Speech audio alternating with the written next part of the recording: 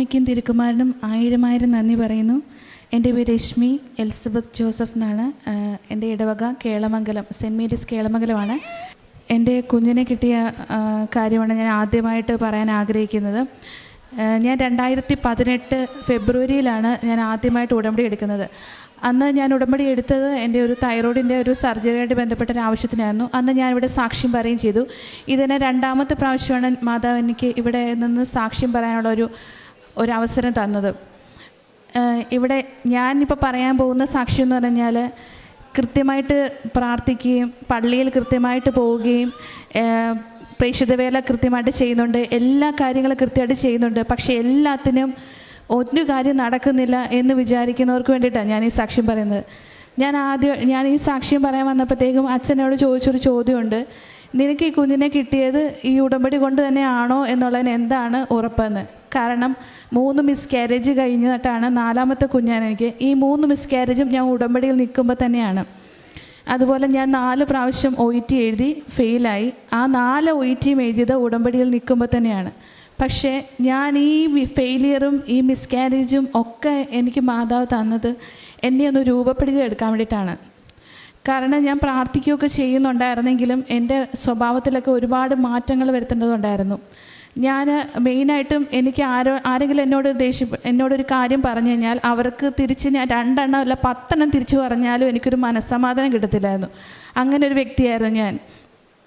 ഈ 3 മിസ്കാരേജ് കഴിഞ്ഞിരുന്നിട്ട് സമയത്ത് 4ാമത് ഞാൻ ക്യാരിയിങ് ആണോ എന്നറിയില്ല. എൻ്റെ ഹസ്ബൻഡ് കപ്പലിലാണ് ജോലി ചെയ്യുന്നത്. അദ്ദേഹം തിരിച്ചു പോയി വീട്ടിൽ. അപ്പോൾ എൻ്റെ മദറിൽ എന്നോട് ചോദിച്ചു, ഞാൻ എൻ്റെ ജീവിതത്തിൽ പ്രാർത്ഥിച്ചിട്ട് നടക്കാത്ത 2 കാര്യം രശ്മി എക്സാം പാസ്സാവാത്തതും കുഞ്ഞുണ്ടാവാത്തതാണെന്ന് പറഞ്ഞു. എൻ്റെ പഴയ സ്വഭാവത്തിലാണെങ്കിൽ ഞാൻ തിരിച്ച് 2 എണ്ണം പറയേണ്ട ഞാൻ പറഞ്ഞു, ശരിയാണമ്മേ, എനിക്കാകുന്നില്ല, എന്താണെന്നറിയത്തില്ല.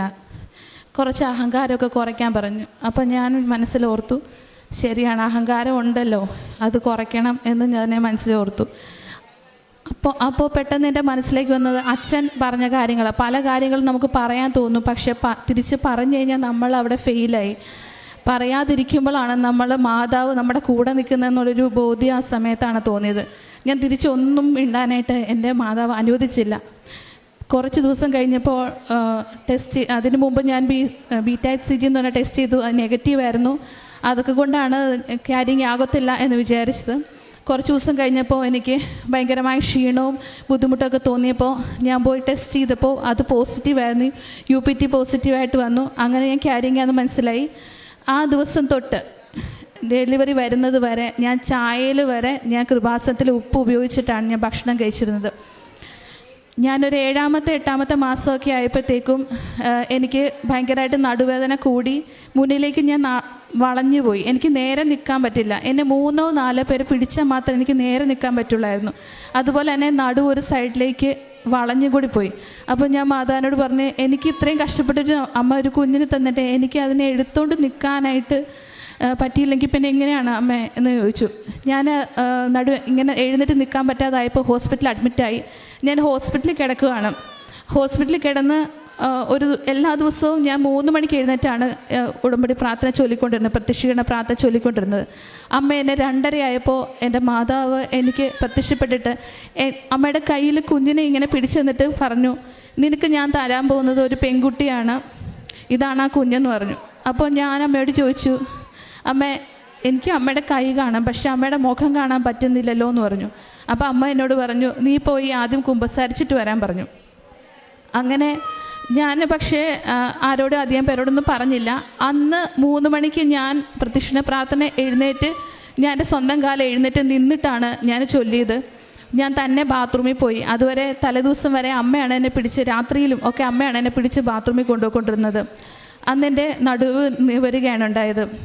ആ സമയം അമ്മ പ്രത്യക്ഷപ്പെട്ട ആ സമയം എന്ന് പറഞ്ഞാൽ സാധാരണ എല്ലാവരും പറയുന്നത് മുല്ലപ്പൂവിൻ്റെ ഗന്ധം ഉണ്ടാവുന്നതാണ്. പക്ഷേ എനിക്കുണ്ടായൊരു മണമെന്ന് പറഞ്ഞാൽ, നമ്മൾ ഇവിടെ വിളക്ക് കത്തിക്കാനായിട്ട് ഉടമ്പടി പുതുക്കുമ്പോൾ നമ്മൾ വിളക്ക് കത്തിക്കാൻ വന്ന് നിൽക്കുമല്ലോ, ആ വിളക്കിൻ്റെ അടുത്തുള്ളൊരു പരിമളം, അതാണ് എനിക്കുണ്ടായ ഒരു അനുഭവം. ശരിക്കും എനിക്ക് കൃപാസനത്തിൽ വന്ന് നിൽക്കുന്ന ഒരു അനുഭവമാണ് ആ സമയത്തുണ്ടായത്. അതുപോലെ തന്നെ എനിക്ക് പ്രത്യേകിച്ച് എടുത്ത് പറയേണ്ടത്, ഈ കുഞ്ഞിനെ ഞാൻ ക്യാരിയിങ് ആണെന്ന് അറിഞ്ഞു. ആദ്യത്തെ സ്കാനിങ് ചെയ്യാൻ പോവാണ്. സ്കാനിങ് ചെയ്യാൻ വേണ്ടിയിട്ട് നിന്നപ്പോൾ ഞാൻ അഡ്മിറ്റായിട്ടാണ് സ്കാൻ ചെയ്യാൻ പോയത്. ആ സ്കാനിങ്ങിന് വേണ്ടി ഞാൻ ഒരുങ്ങിയിരിക്കുന്ന സമയത്തും ഇതുപോലൊരു സുഗന്ധാഭിഷേകം എനിക്കുണ്ടായി. നല്ല മുല്ലപ്പൂവിൻ്റെ മണമുണ്ടായി. ആദ്യം ഞാൻ വിചാരിച്ചത് അവിടെ ആരെങ്കിലും മുല്ലപ്പൂ വെച്ച് വന്നവരുടെ മണമായിരിക്കും എന്ന് വിചാരിച്ചു. ഞാനപ്പോൾ എൻ്റെ മദറിലോ എൻ്റെ കൂടെ ഉണ്ട്. ഞാൻ ചോദിച്ചു, അമ്മയും വല്ല മുല്ലപ്പൂവിന് വല്ല മണം വരുന്നതായിട്ട് തോന്നുന്നുണ്ടോ എന്ന് ചോദിച്ചു. അപ്പോൾ അമ്മ പറഞ്ഞു ഇല്ലയെന്ന്. അപ്പം ഞാൻ കൺഫേം ചെയ്തു, ഇത് മാതാവ് വന്നിട്ടുണ്ട്, ഈ കുഞ്ഞിനെ എനിക്ക് അമ്മ തരും എന്ന് തന്നെ ഞാൻ മനസ്സിൽ ഉറപ്പിച്ചു. സ്കാനിങ്ങിന് പോയി ആ കുഞ്ഞിനൊരു കുഴപ്പമില്ല എന്ന് പറയുകയുണ്ടായി. അതുപോലെ തന്നെ ഞാൻ ഈ കുഞ്ഞിനെയും കൊണ്ട് ഞങ്ങൾ തൃശ്ശൂരാണ് ഹോസ്പിറ്റലാണ് കാണിച്ചത്. അപ്പോൾ അവിടുന്ന് ഞങ്ങൾ ഡിസ്ചാർജ് ചെയ്ത് ഞങ്ങൾ ഇങ്ങോട്ട് വരുമ്പോൾ ഞാൻ ആദ്യമേ തീരുമാനിച്ചിരുന്നു അമ്മയെ കാണിച്ചിട്ടേ ഞാൻ എൻ്റെ വീട്ടിലേക്ക് എൻ്റെ കുഞ്ഞിനെയും കൊണ്ട് പോകത്തുള്ളൂ എന്ന് തീരുമാനിച്ചിരുന്നു. ഞങ്ങളിവിടെ വന്നപ്പോൾ ഏകദേശം രാത്രി 10 മണിയോളമായി. പുറത്തെ ഗേറ്റ് മാത്രം അടച്ചിരുന്നില്ല. ഞാനപ്പോൾ കുഞ്ഞിനെ കൊണ്ട് അകത്തേക്ക് കയറി. അകത്ത് ഞാൻ കാല് ചവിട്ടിയപ്പോൾ തൊട്ട് ഭയങ്കരമായ മുല്ലപ്പൂവിൻ്റെ മണമായിരുന്നു. കുഞ്ഞിനെ കൊണ്ട് ഞാൻ ആ അമ്മയുടെ അവിടെയുള്ള മാതാവിൻ്റെ രൂപത്തിൻ്റെ അവിടെ എത്തും വരെയും മുല്ലപ്പൂവിൻ്റെ മണം ഇങ്ങനെ നിറഞ്ഞു നിന്നു. ഞങ്ങൾ തിരിച്ചു പോകുന്നവരെയും മുല്ലപ്പൂവിൻ്റെ മണമായിരുന്നു.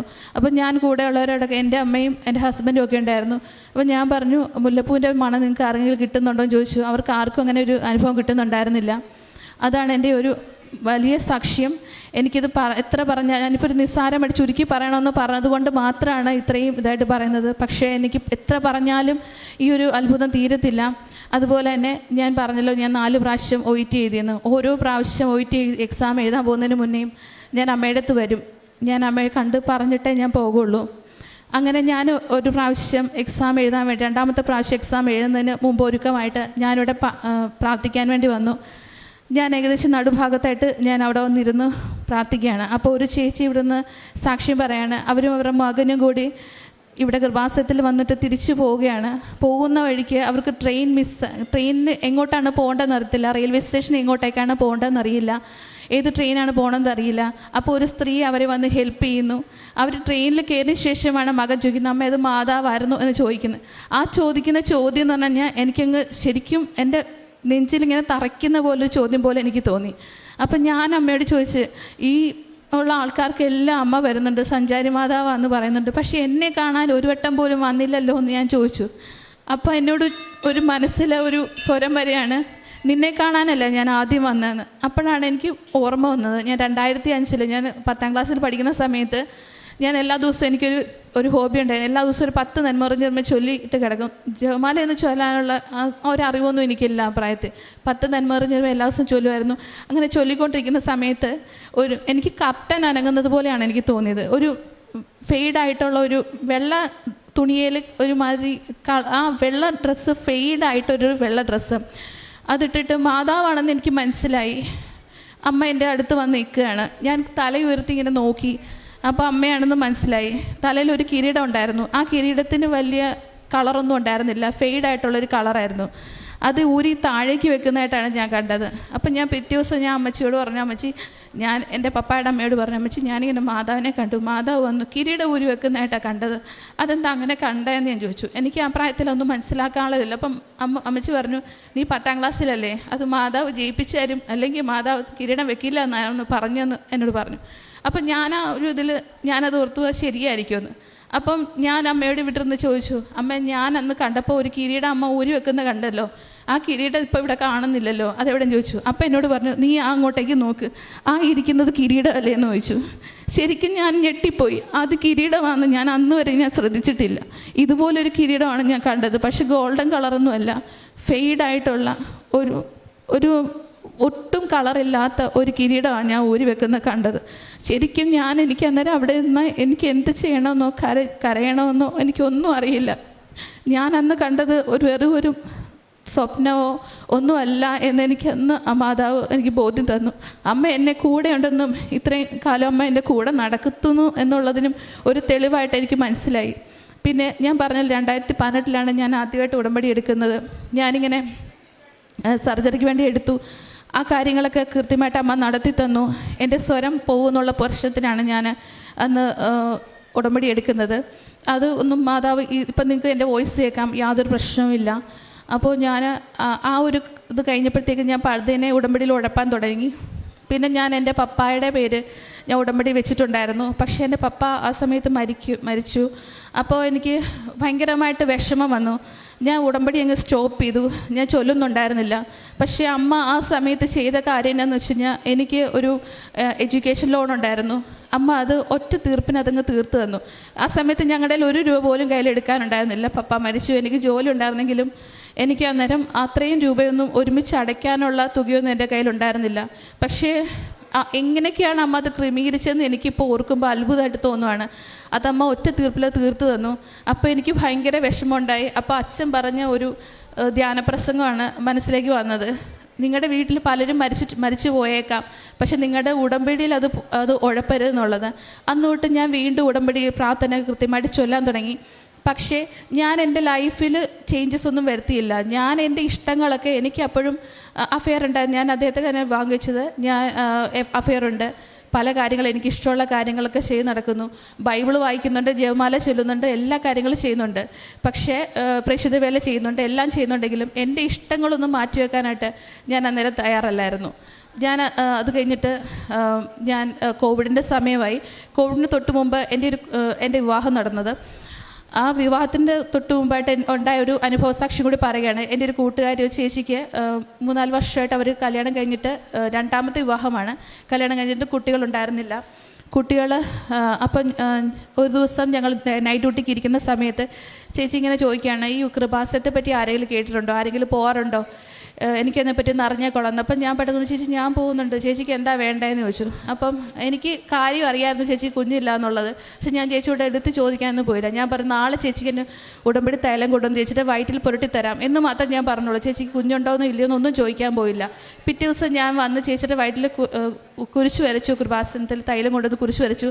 ഞാൻ എന്നിട്ട് മാതാവിനോട് എൻ്റെ കല്യാണത്തിൻ്റെ ഡേറ്റ് ഞാൻ വെച്ചു, സെപ്റ്റംബർ 16. ആ ദിവസത്തിന് മുമ്പ് ചേച്ചിക്ക് ഗർഭിണിയാണെന്ന് ഞാൻ അറിയണമെന്ന്.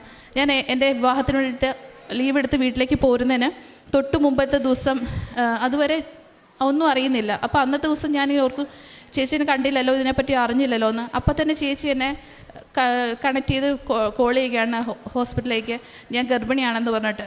അപ്പോൾ അതെന്നെ ഭയങ്കരമായിട്ട് ഹോണ്ട് ചെയ്തൊരു കാര്യമാണ്. അന്നോട്ട് എനിക്കൊരു ബോധ്യം ഉണ്ടായി, മറ്റുള്ളവർക്ക് വേണ്ടി പ്രാർത്ഥിക്കാനുള്ളൊരു കൃപ മാതാവ് എനിക്ക് തന്നിട്ടുണ്ടെന്ന്. അന്നോട്ട് ഞാൻ മറ്റുള്ളവർക്ക് വേണ്ടി പ്രാർത്ഥിക്കാനായിട്ട് തുടങ്ങി. പക്ഷേ എനിക്കൊരു ദോഷമുള്ളതെന്ന് വെച്ച് കഴിഞ്ഞാൽ, ഞാൻ പ്രാർത്ഥിച്ചു കഴിഞ്ഞാൽ ഞാൻ അവരോട് ചെന്ന് പറയും, ഞാൻ പ്രാർത്ഥിച്ചായിരുന്നു കേട്ടോ, നിങ്ങൾക്ക് അത് കിട്ടാൻ വേണ്ടി ഞാൻ പ്രാർത്ഥിച്ചായിരുന്നു കേട്ടോ, ഞാൻ ഉടമ്പടിയിൽ വെച്ചിട്ടുണ്ട് കേട്ടോ. ഇതെൻ്റെ ഒരു സ്വഭാവമായിരുന്നു. ആ ഒരു സ്വഭാവം എന്നെ മാറ്റി തന്നത് മാതാവ് തന്നെയാണ്.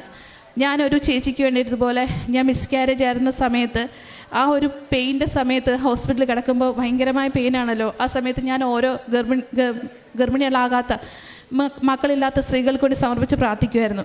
അപ്പോൾ അങ്ങനെ ഒരു ചേച്ചിക്ക് വേണ്ടി ഞാൻ പ്രാർത്ഥിച്ചിരുന്നു. ആ ചേച്ചിയോട് ഞാൻ ചെന്ന് പറഞ്ഞു, ആ ചേച്ചി ഗർഭിണിയാന്ന് പറഞ്ഞപ്പോൾ ചെന്ന് പറഞ്ഞു, ചേച്ചി ഞാൻ ചേച്ചിക്ക് വേണ്ടി പ്രാർത്ഥിച്ചായിരുന്നു, ഞാൻ കൃപാസനത്തിൽ ചേച്ചിയുടെ പേര് ഉടമ്പടിയിൽ വെച്ചിട്ടുണ്ടെന്ന്.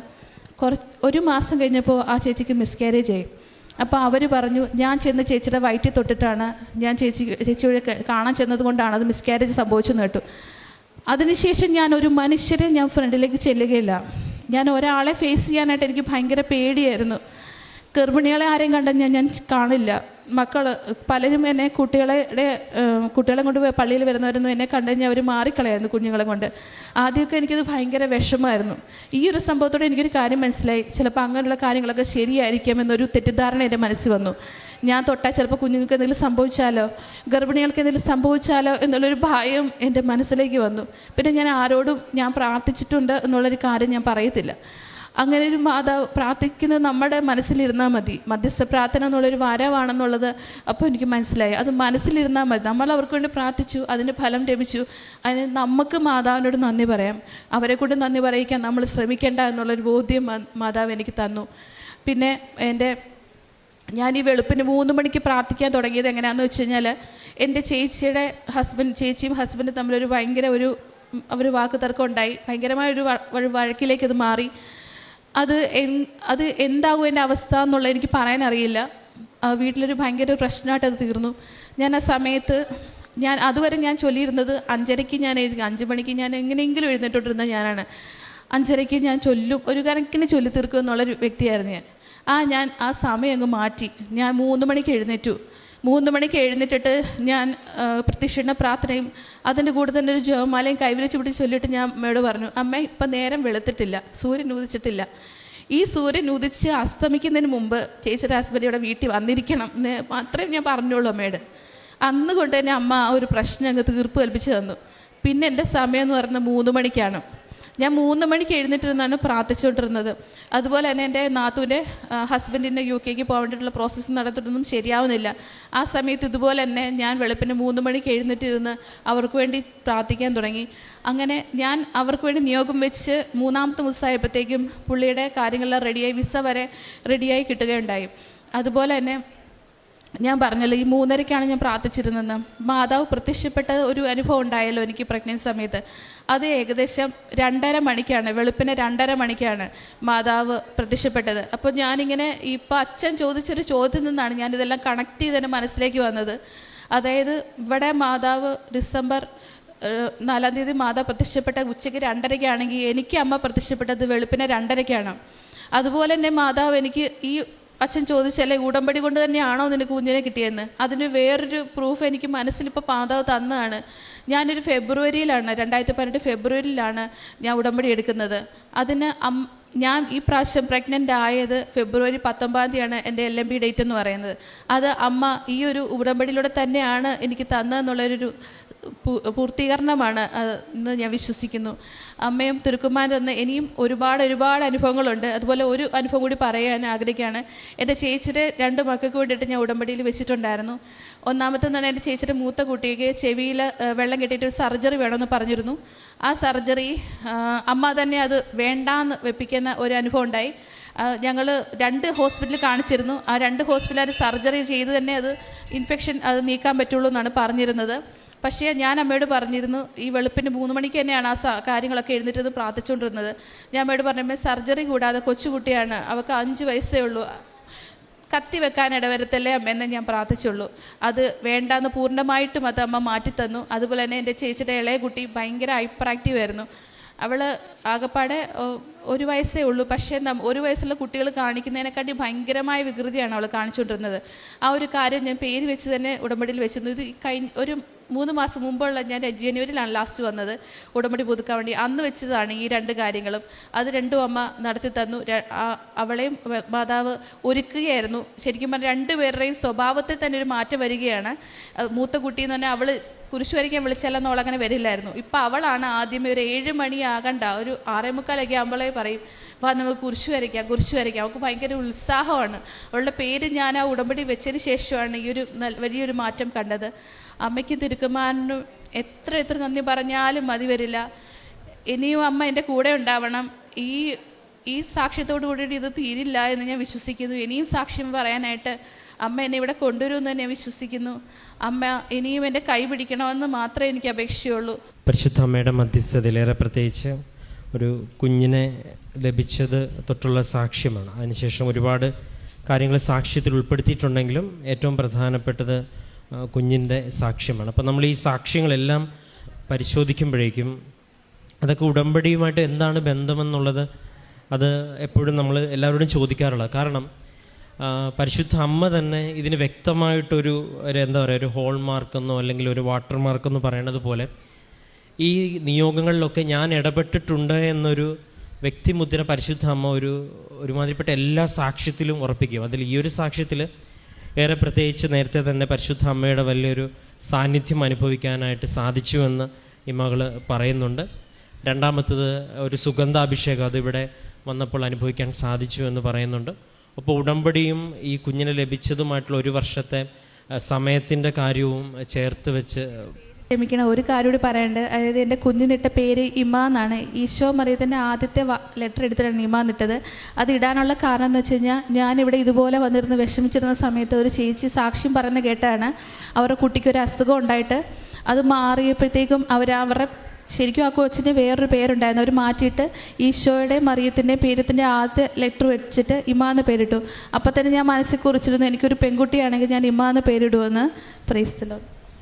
പരിശുദ്ധ അമ്മ തനിക്ക് ജനിക്കുവാൻ പോകുന്ന ഒരു പെൺകുഞ്ഞാണെന്ന് പോലും നേരത്തെ ഒരു ദർശനത്തിൽ കാണിച്ചു എന്നൊക്കെയാണ് പറയുന്നത്. അപ്പം നമ്മൾ ഒരു പക്ഷേ വിശ്വാസത്തിൽ ഈ ഒരു ലൈനിൽ ചിന്തിക്കാത്ത ഒരാൾ കേൾക്കുമ്പോൾ ഇത് ഹബക്കൂക്കിന് 1:5 പറയുന്ന പോലെ ആർക്കും പറഞ്ഞാൽ ആരും വിശ്വസിക്കാത്തക്ക വിധമുള്ള അനുഭവങ്ങൾ അനുദിനം ഇവിടെ സാക്ഷ്യങ്ങളായിട്ട് പറയുന്നുണ്ട്. നിങ്ങൾ സാക്ഷ്യങ്ങൾ പരിശോധിച്ചാൽ മതി. ഇത് മാതാവിൻ്റെ ഫസ്റ്റ് ഇതൊന്നുമല്ല. എല്ലാ സാക്ഷ്യങ്ങളിലും ഇതുപോലെ മാതാവ് തെളിഞ്ഞും അല്ലെങ്കിൽ തെളിയാതെയും ഒക്കെ തൻ്റെ സാന്നിധ്യം അനുഭവിക്കാനായിട്ട് ആ വ്യക്തി, കാരണം ഉടമ്പടിയിലെ ഒരു വ്യക്തിയെ നിലനിർത്തേണ്ടത് എന്തുകൊണ്ട് പരിശുദ്ധ അമ്മയുടെ ഒരു സാന്നിധ്യത്തിന് ഉത്തരവാദിത്തമാണെന്ന് ചോദിച്ചാൽ അതിനാണ് പിന്നീട് പറയാനുള്ള കാര്യങ്ങളൊക്കെ ഉത്തരമാകുന്നത്. കാരണം ഒരുപാടിടങ്ങളിൽ പോകുന്നതും ഒരുപാട് പേർക്ക് വേണ്ടി പ്രാർത്ഥിക്കുന്നതും, അപ്പോൾ ചിലയിടങ്ങളിൽ നമുക്ക് ഒരുപാട് വിഷമങ്ങൾ ഉണ്ടാകുമ്പോഴും പറഞ്ഞു. ഇപ്പോൾ ഉടമ്പടി എടുത്തിട്ട് 3 പ്രാവശ്യം എഴുതിയിട്ടും പരീക്ഷ നോക്കുമ്പോൾ സ്വാഭാവികമായിട്ടും മാനുഷിക യുക്തിയിൽ ഇട്ടിട്ട് പോകാനുള്ള സാധ്യത വളരെ കൂടുതലാണ്.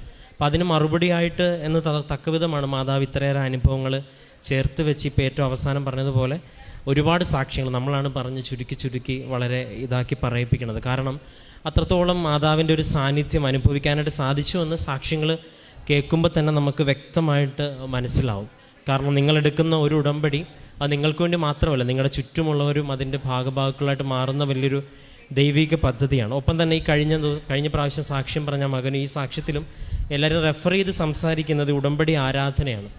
ആരാധനയിൽ ബഹുമാനപ്പെട്ട അച്ഛൻ പറയുന്നത് കേട്ടിട്ട് ഞാൻ ക്രമപ്പെടുത്തി, അച്ഛൻ പറഞ്ഞതിന് ശേഷം ഞാനിത് അപ്പം നമ്മളെ സംബന്ധിച്ചുള്ള ഇവിടെ ഒരു വചനത്തിൻ്റെ ഒരു അഭിഷേകത്തിൻ്റെ ഒരു ധ്യാനമായിട്ട് ആകപ്പാട് നമുക്കുള്ളത് ഈ ഒരു ഉടമ്പടി ആരാധന മാത്രമാണ്. ബാക്കിയെല്ലാം നമ്മൾ ഓരോരുത്തരും വ്യക്തിപരമായിട്ട് ചെയ്യുന്ന അതൊരിക്കലും മിസ്സാവരുതെന്ന് പറയുന്നുള്ള ഏറ്റവും പ്രധാനപ്പെട്ട കാരണം ഇങ്ങനെയുള്ള ക്ലാരിറ്റി നമുക്ക് കിട്ടുന്ന 2 വഴിയിൽ നിന്നാണ്. ഒന്ന് ഉടമ്പടി ആരാധന, മേജർ സോഴ്സ്. രണ്ടാമത്തത് മറ്റുള്ളവർ പറയുന്ന സാക്ഷ്യങ്ങൾ. ഇപ്പോൾ ഈ സാക്ഷ്യത്തിലും മറ്റു പലരുടെ സാക്ഷ്യങ്ങളുടെ റെഫറൻസ് ഉണ്ട്. അന്ന് ഞാൻ കേട്ട സാക്ഷ്യം, നേരത്തെ പറഞ്ഞ മകൻ പറഞ്ഞപ്പോഴും സാക്ഷ്യം പറയുമ്പോഴും ഞാൻ കണ്ട ട്രോളുകൾ ഉൾപ്പെടെ, പിന്നെ ഇവിടെ വന്ന് കേട്ട സാക്ഷ്യം. അപ്പോൾ ഇതിങ്ങനെ 2 കാര്യവും ഉടമ്പടി എടുത്തിരിക്കുന്നത് വിശ്വസ്തയോടെ പാലിക്കാൻ താല്പര്യമുള്ളവർ കാണുവാനായിട്ട് നമ്മൾ സ്ഥിരം പറയാറുള്ളതാണ്.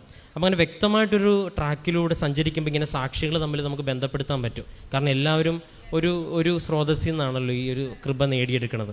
വേറെ പ്രത്യേകിച്ച് ഈ മകളുടെ സാക്ഷ്യത്തെ പ്രതിയും ലഭിച്ച കുഞ്ഞിനെ പ്രതിയും അതിനേക്കാളും അപ്പുറം ലഭിച്ച പരിശുദ്ധ അമ്മയുടെ വലിയ സാന്നിധ്യത്തെ പ്രതിയും നമുക്ക് കരങ്ങളടിച്ച് ദൈവത്തിൻ്റെ നാമം മഹത്വപ്പെടുത്താം. അത്യപൂർവ ദൈവാനുഭവങ്ങൾ ഇനി നിങ്ങൾക്കും സ്വന്തം. ഈ യൂട്യൂബ് ചാനൽ ഇതുവരെ സബ്സ്ക്രൈബ് ചെയ്തിട്ടില്ലെങ്കിൽ ഇപ്പോൾ തന്നെ സബ്സ്ക്രൈബ് ചെയ്യുക. ഈ വീഡിയോ ഇപ്പോൾ തന്നെ നിങ്ങളുടെ സുഹൃത്തുക്കൾക്ക് ഷെയർ ചെയ്തുകൊണ്ട് കർത്താവിൻ്റെ പ്രേക്ഷിതരാകുക.